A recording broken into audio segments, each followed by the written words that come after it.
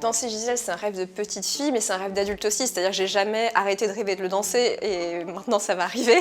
Donc évidemment, c'est une joie immense. C'est un peu la raison pour laquelle on veut devenir danseuse, c'est ce type de rôle.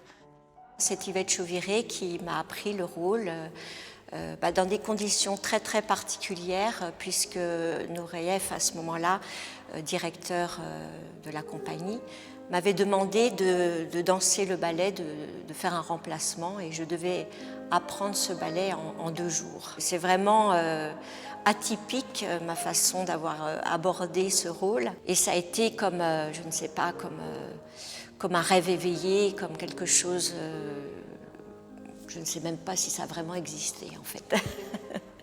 Tiens, voilà, et tu vois, et tout ça tout d'un coup prend une autre tournure, tu vois, une chose un petit peu plus immatérielle. La transmission, c'est une frontière en fait entre ce qui nous a été nous-mêmes transmis par nos maîtres et par des grandes interprètes, et aussi notre vécu. Et il faut savoir aussi laisser à l'autre, celle qui va devenir Gisèle, celle qui va devenir une future interprète, ses choix. Et travailler en fait dans une recherche aussi avec personnalisé.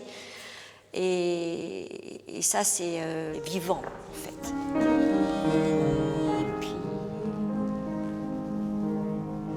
Tigadi, prends le temps pour le cambrer.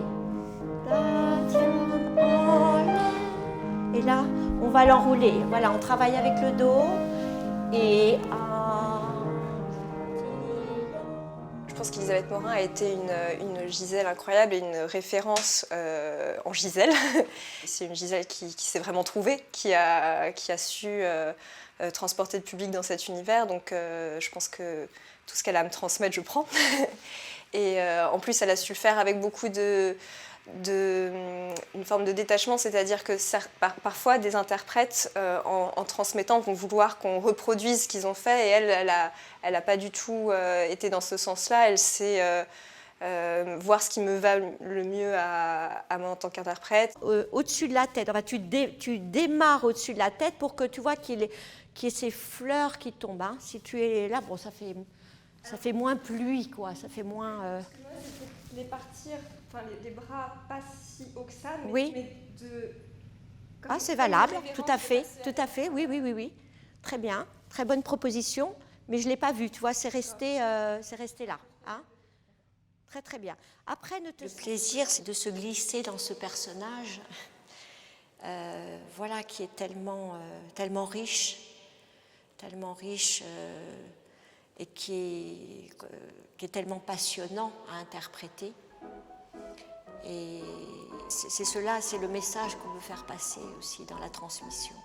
C'est de ne pas se dire que par rapport à toutes les grandes interprètes qui ont marqué le rôle, de pas se mettre dans une forme de bon, je vais faire, je dois faire, bien sûr, je dois être sur une structure, je dois m'appuyer sur une structure bien précise, mais je ne dois pas faire comme.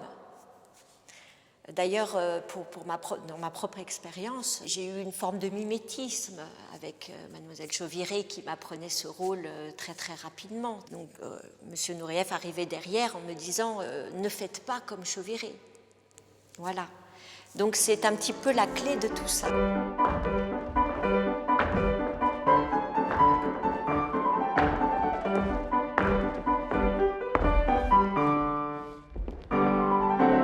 Gisèle, c'est un ballet, je le découvre, hein, mais qui offre énormément de possibilités, probablement parce qu'il a eu autant d'interprètes différentes et autant de versions, etc. C'est rare qu'on m'ait laissé, quand j'aborde un ballet pour la première fois, autant de liberté et de choix possibles. Tout est possible, du moment que ça reste crédible en rapport avec la version, etc.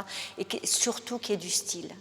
Et je pense que le style, on l'approfondit, on le comprend, on en a les clés que par la transmission orale.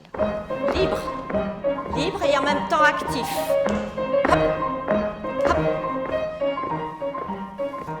Ce type de ballet, on a envie de les faire 1000 fois pour pouvoir explorer toutes ces interprétations possibles. Je pense que Gisèle, on n'en voit pas le bout. C'est-à-dire que quand on reprend à chaque fois le ballet, on a l'impression de redécouvrir quelque chose.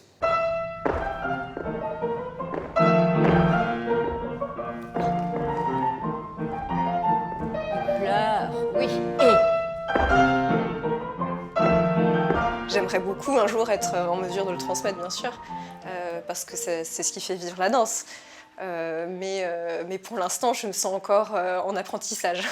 Je lui ai apporté mon bagage, c'est normal. Je lui ai apporté aussi mon vécu et ce qui m'a été transmis. Mais elle sera différente de la mienne, c'est évident. C'est évident. Ce que je souhaite, c'est qu'elle ait pu trouver une forme d'authenticité.